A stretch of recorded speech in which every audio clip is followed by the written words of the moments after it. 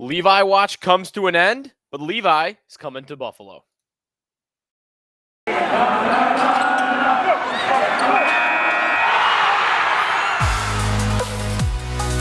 You're Locked On Sabres, your daily podcast on the Buffalo Sabres.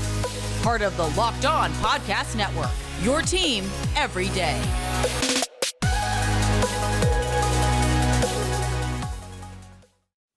Thanks for making Locked On Sabres your first listen every day. We are free and available wherever you get your podcast. Be sure to check us out on YouTube. We are a part of the Locked On Podcast Network, your team every day. And because it is St. Patrick's Day, happy St. Patrick's Day, I am going to make the Hartford Whalers my team today, as well as the Buffalo Sabres. My go-to attire for St. Patrick's Day. You know how many? It's a great jersey. This is one of the all-time great. I might even hazard to say the number one NHL jersey in history. How many chances do I get to wear it? St. Patrick's Day, it works perfect because it's the right type of green. Boston is more known as for being Irish. I'm not sure about Hartford, but Hartford's close. What else am I going to wear? I'm not going to wear it to the Sabres games, right? If I ever go as a fan, I'm not going to wear it when they play the Hurricanes. I hate the Hurricanes. I just hate the Hurricanes in general. It's almost disgusting that I have a jersey the Hurricanes ever wear. I'm going to wear it for today, though. It works for the podcast. It works for St. Patrick's Day. It's once a year, this Hartford Whalers jersey. Anyways, that's enough about me and enough about St. Patrick's Day. We've got lots of news to talk about, including Devin Levi. Devin Levi watch is over. We also have a game to preview against the Philadelphia Flyers, a must-win for the Sabres. Am I allowed to say that? Because if I say it for this game, I might have to say it for every single game going forward. So we'll preview the game against the Flyers, and I've got my sneaky good bets for the night, riding hot after that J.J. Peterka cash in on the anytime goal score bet against Washington. So we'll start, though, with Devin Levi. He signs. You know what? I had speculated that maybe he doesn't. Trying to read the tea leaves and what Elliot Friedman was saying about non-traditional routes and whatnot, but I was right in one thing. The last time we spoke, I told you I do not believe this player is going to Rochester. That Devin Levi, his motivation is to avoid the Amerks. And that was how it sounded, and that's exactly what has happened. I was wondering if he might go to Europe if it comes to it. But the Sabres are offering him a job in the NHL immediately. So Devin Levi, it was announced on Friday afternoon, is signing his 3-year entry-level contract with the Buffalo Sabres. Not an amateur tryout, which he could have signed and played in Rochester, would not have burned a year of his entry-level deal. He's signing the entry-level contract, which means the first year will toll from here to the rest of the season. He'll have 2 years left on his deal after this season is over. Now, he's reporting to Buffalo. Devin Levi is going right to the Buffalo Sabres, not Rochester. So that part I was right about. He is not going to be an Amerk. He doesn't want to be. At least right now, he's getting his wish. Man, though, now we've got some interesting things to talk about how he affects the NHL team. But before I get to that, just on the overall, you know what?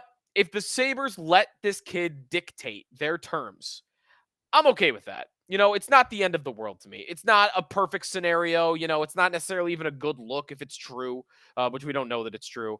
But if he dictated terms that I'm not signing with you unless you put me right in the NHL, and they caved on that, I guess you are in one way protecting your asset. And you know what? From here to the end of the season, what are the odds that he's at least as good as what your other guys have been? Because it's not like the Sabres are replacing a great goaltending group with Devin Levi. Levi is entering a goaltender situation that has let the Sabres down for the most part all season. Craig Anderson has had some great stretches of games, can't play a lot because of his age, and that's about it. Luukkonen, very up and down, very hot and cold. Eric Comrie's just been cold for the entire season. Levi, it's not that hard to match what the Sabres have done. Now, he might not be able to do it because he is jumping from Hockey East in college hockey right to the NHL. And they got tough games coming up against Boston and against New Jersey. I'll be very curious to see how the Sabres go about utilizing Levi from here until the end of the season, because clearly he's going to get games with the Sabres. He's going to play meaningful games for the Sabres. They are not out of the playoff race yet. I know it wasn't a great night the other night. They lose to the Capitals in overtime. The Islanders get a win, but they're still in it. They are still in it. And this kid's showing up, and he's going to play.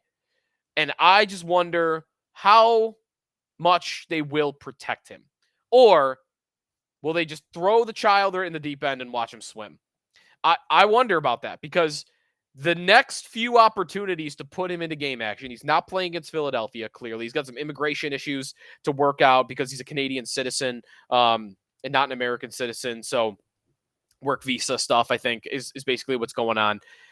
If that's resolved by Sunday, I wonder if, man, it's a tough situation to put him in. Sunday at 1 o'clock against the Boston Bruins, the team that's coming from where he was just playing college hockey. Would they throw him in for his first NHL game against the team that's on pace to set the NHL record in both wins and points? I might guess no. I'm not going to rule it out. I don't know. But my guess for when we first see Devin Levi, I bet they're going to go Anderson against Philadelphia, Luukkonen against Boston.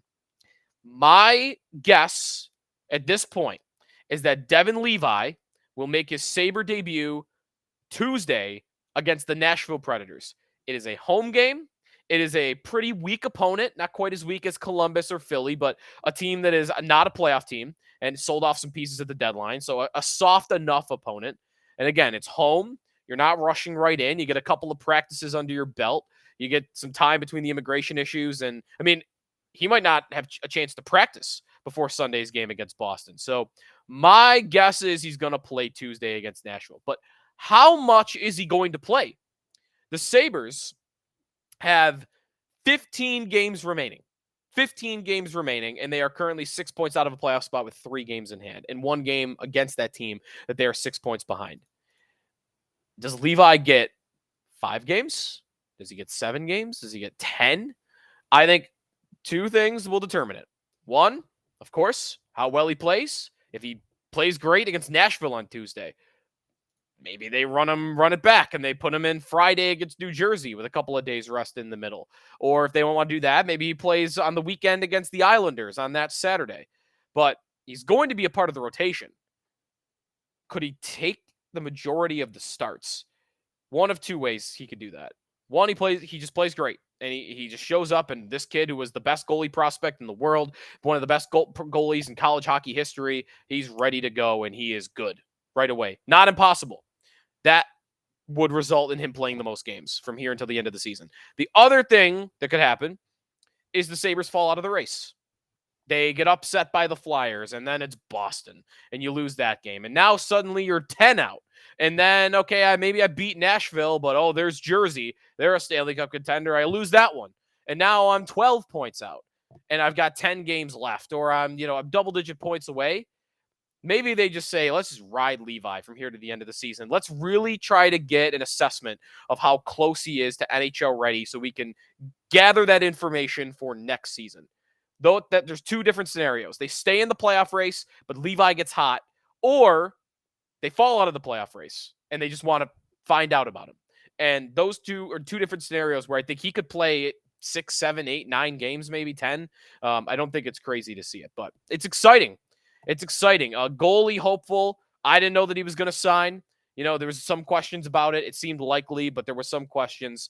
And the kid signed. He got his wish. He's going right to the NHL. And I wonder if it means he'll start the year next year in the NHL. I bet it does. Unless he falls flat on his face. I think he's going to start the year in Buffalo next year.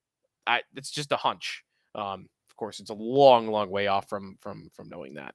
But again, Devin Levi, if you're wondering about some of the accolades, I know we've talked about him a lot, but just as a refresher, the 3rd best NCAA save percentage since the year 2000. So one of the best ever, better than Ryan Miller by 1/100th of a percentage point. He's a 7-time Hockey East Goalie of the Week, a 7-time Hockey East Player of the Week, 2-time Hockey East Goalie of the Year, 2022 Hobey Baker finalist, 2022 Collegiate Rookie of the Year, 2023 Hockey East Player of the Year, 16 shutouts in 66 games. That's 24% of his starts. A quarter of the time, this guy was shutting out the opponent.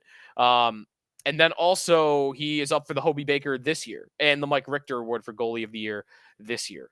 So Hobie Baker, by the way, for the best college player. The last thing on Levi, we don't know what number he's going to wear. He wore number 1 in college, but that's Ukko-Pekka Luukkonen's number. He wore number 34 at development camp. So, and I don't think 34 is taken. I don't really have much of an opinion. I mean, 1's obviously taken, so it's not going to be taken away from Luukkonen.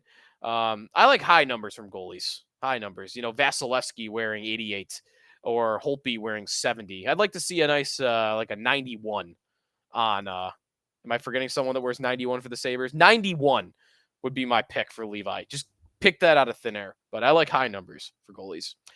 All right.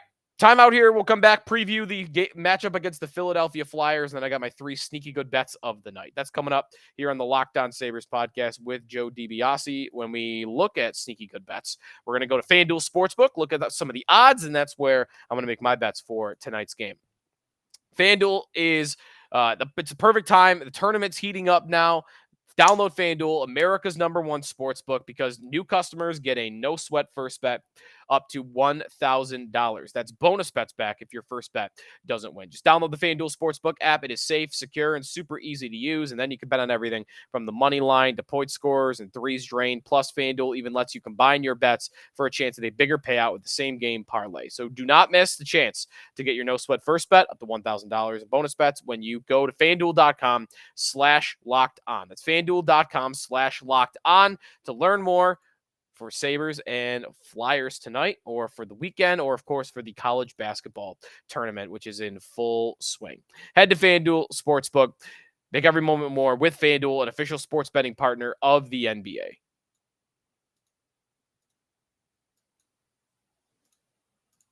Sneaky Joe DiBiase back here on the Locked On Sabres podcast. I thought if anyone just saw my facial reaction on the YouTube channel, I thought I just saw some breaking news. But it was not. It was a fake account. Almost got duped by a fake account. Anyways, you don't care anyway. Must win against the Philadelphia Flyers. But if I say that, do I have to say it for every other game going forward? I'm going to think no, actually. I'm going to take no. I don't think the reason why I would call it a must-win against Philadelphia is this is one of 3 games left that are against really bad teams. The Sabres play, if you look at the league NHL standings, they play Columbus, who is in dead last. That's the final game, though, of the season, and what are the chances the Sabres are alive by then? Some chance, but not great. They play Philadelphia twice. Philly is 28th this season in the standings. The next highest team the Sabres play is Ottawa. Ottawa is 22nd, only 1 spot below Buffalo. And they play Boston, who's number 1, and New Jersey, who's number 3, and the Rangers, who are number 7. It's tough the rest of the way. This is one of their easier games. They can't drop points. They already dropped points to Columbus, a couple weeks ago. They can't have that happen again in these 2 matchups they have against Philadelphia. They need to get all 4 points against Philadelphia from here until the end of the season. So the only games I wouldn't call a must win, like when they play Boston and they play New Jersey, the top teams, maybe they can get away with dropping a couple of those, maybe get a point, and that's okay. The bad teams and the teams that you are chasing, you can't drop them, or teams behind you like Ottawa. You can't drop points in those games. So Philadelphia, they beat the snot out of the Sabres just after the new year with that 4-0 win. It was the Sabres' first loss in the goat head uniforms, the red and black. Flyers having a tough season.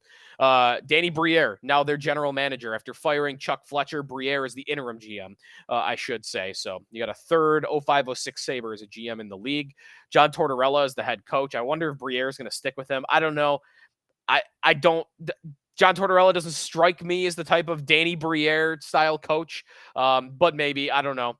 Tortorella this year, not done a very good job. He's benched his top player, Kevin Hayes, several times. Even healthy scratched him, I think, one night, despite the fact the guy's second on the team in points, only to Travis Konechny. Konechny, by the way, the only player above a point a game on Philly with 54 in 52 games. He is a dynamite player, but they don't have much after that. The Rasmus Ristolainen contract is sinking them. He is not playing a lot this season. Finally, a coach decided not to play Ristolainen 25 minutes a night, and it was Tortorella. What an upset. 14 points in 60 games for Ristolainen, 18 minutes and 43 seconds of ice time per night. That is the fewest amount of minutes that Ristolainen has averaged in his career. That includes his 19-year-old rookie season for the Sabres way back in 2014. He averaged 1907 that year. And I mean, he is 3, 4, 5, and actually up to 8 minutes lower per night than he was during the if I could call it the prime of his career with the Sabres. And they've got this guy under contract for several more years at $5.1 million. Now, I will say this, Ristolainen, I don't know if it's because of injuries or what, but he is playing a little bit more for Philadelphia as of late. He's played 20-plus minutes in 6 of their last 7. So Philadelphia, not a good team this year. A record of 24, 32, and 11. They're going to be in the Connor Bedard race right to the very end here for the number 1 overall pick. They're chippy, right? Konechny's a fighter. Risto a little bit. Tony DeAngelo is always stirring crap up. So a game the Sabres should win. They are favored in this game. We'll tell you more about that when we get to sneaky good bets in a little bit. The goalie matchup for this game, Craig Anderson for Buffalo, Carter Hart for Philadelphia. Their starting goaltender, who this season's had a bit of a bounce back. Not amazing, nothing Vezina caliber, but a .906 save percentage in 47 starts on a bad team is not that bad. In fact, it's just a hair above league average, and it is above his .905 from last season and his .877 from 2 years ago. So Carter Hart in goal in Philadelphia against the Sabres. Craig Anderson for Buffalo. I might give the edge to the Sabres in terms of the goalie matchup. We'll continue to preview Sabres and Flyers with sneaky good bets, which is on the way next here on the Locked On Sabres podcast with Joe DiBiase. We are brought to you by Built Bar. Looking for a delicious treat, but you don't want all the fat and calories, you got to try Built Bar. My goal this year is to eat healthier. And if you're like me and you want to eat healthier, but you don't want to compromise the taste, then I've got the thing for you. You got to try Built, because with Built, healthy is actually tasty. They are so delicious, you won't think they're good for you. Perfect for your New Year's resolution. And what makes Built so good? Well, for starters, they are 100% covered in real chocolate. That's right, real chocolate. Amazing flavors like churro, peanut butter brownie, coconut almond. I don't know how Built does it. I don't even like coconut, but I don't eat coconut anything except when it comes to Built bars, coconut, almond, or just a plain old coconut. These bars taste like a candy bar while maintaining amazing macros, only 130 calories, 4 grams of sugar, and a whopping 17 grams of protein. And now you can get your Built bars at Walmart or Sam's Club. You get a 4-bar box at Walmart of cookies and cream or double chocolate. You get a 13-bar box of coconut puffs or churro at Sam's Club. So head into Sam's Club, go to Walmart. You can thank me later, or, of course, you can get your Built bars, as always, at Built.com. Sneaky Joe DiBiase back here on the Locked On Sabres podcast. It is time for sneaky good bets for Sabres and Flyers on Friday night, the St. Patrick's Day. Go Whalers. Sneaky good bets. Bet number 1. Buffalo, Philadelphia, over 6.5 goals. The over has been cashing a lot lately. And you know what? More and more I'm seeing people say, the overs have been hitting all year in the NHL, but they're not changing the odds. I don't know. I'm gonna try it out tonight. I'm usually an under guy, but I am going to test it out, test the waters on the over market. I'm gonna go over the Sabres on the season. Our team that hits the over more so than they hit the under. What is their exact record here for you? They are 37, 27, and 2. 37 times hitting the over, 27 times on the under, 3 for the push. So Buffalo is an over team on this season, and we're gonna ride with it. Although I usually like to fade trends, I'm gonna ride them tonight. Let's see the Sabres. Also, I'm gonna go my number 2 bet of the night. Sabres minus 1.5 on the puck line at plus 162. So bet 100 to win 162. The Sabres have won each of their last 6 games against opponents on a losing streak. And Philadelphia, at this very moment, is on a losing streak of 4 games in a row. Sabres have 6 games in a row against teams on a losing streak. So, 2 or more for that. So I'm going Sabres -1.5 to win this game by more than 1. I think they are way better than Philadelphia, and I think they are going to boat race the Flyers in this game, especially now that Alex Tuch is back on the ice, and he helps provide them for a lot of offense on that top line. Because Tuch is back, and Thompson, he's flirting with goals every night now. He's not scored in 6 games without a goal. He's chasing down 50. He's 8 goals away. I think he's going to get there. So, because I want a long shot bet for my number 3 bet I usually go for, I've got Tage Thompson, first goal scorer at +1,000. Tage is getting opportunities. He's getting his opportunities on the power play. Tuch is helping him gain some of those opportunities. And he's shooting the puck more. 12 shots in his last 2 games. 7 against Toronto, 5 against the Washington Capitals since Tuch returned. I think he's allowed to be more of a sniper when Tuch is on the ice. He's got to be more of a playmaker when it's Jack Quinn or Jordan Greenway. So I got him as the first goal scorer instead of an anytime goal scorer because I want those +1,000 odds. I got Tage, first goal scorer, as bet number 3. Sabres -1.5 on the puck line at +162 on the puck line. And Sabres Flyers over 6.5 at -110. Those are my sneaky good bets for Sabres and Flyers. All right. Well, that's going to do it for us today here on the Locked On Sabres podcast. Thanks, everybody, for listening. And hopefully we get a win against the Flyers. By the way, as we run out of time here, the only other game that matters to the Sabres in the standings, Washington is facing St. Louis on Friday night at 7 o'clock. So go Blues in that one. We'll talk to you next time, hopefully after a Sabres win over the Flyers here on the Locked On Sabres podcast. Thanks for making us your first listen every day. I'm going to make your next listen Locked On Game to Game. Every moment, every top performance, every result. Locked On Game to Game covers every game from across the NHL with local analysis that only Locked On can deliver. Follow Game to Game on Locked On NHL, available on the Odyssey app, YouTube, and wherever you get your podcasts.